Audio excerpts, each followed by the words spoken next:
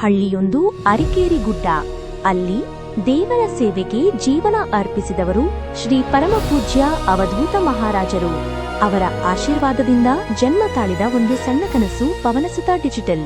ಆರಂಭದಲ್ಲಿ ಕೇವಲ ಒಂದು ಕಂಪ್ಯೂಟರ್, ಒಂದು ಪ್ರಿಂಟರ್ ಮತ್ತು ನಂಬಿಕೆ ಇತ್ತು. ಹನುಮ ಜಯಂತಿಯ ದಿನ ಮೊದಲ ಪೋಸ್ಟರ್ ತಯಾರಾಯಿತು.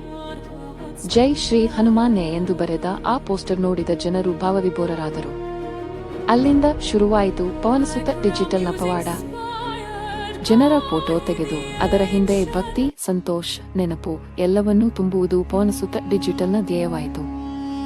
ಇಂದು ಅದು ಕೇವಲ ಫೋಟೋ ಶಾಪ್ ಅಲ್ಲ, ಅದು ನೆನಪುಗಳ ಮಂದಿರ.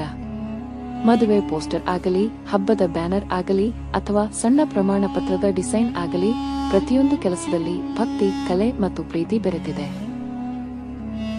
ಜನ ಹೇಳುತ್ತಾರೆ, ಇಲ್ಲಿ ಫೋಟೋ ತೆಗೆಸಿದರೆ ಅದು ಕೇವಲ ಚಿತ್ರವಲ್ಲ, ಅದೊಂದು ಆಶೀರ್ವಾದ.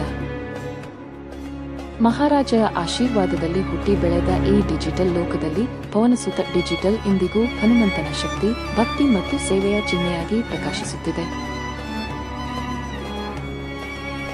ಪವನಸುತ ಡಿಜಿಟಲ್ ಭಕ್ತಿಯ ಶಕ್ತಿ, ಕಲೆಗಿನ ರೂಪ.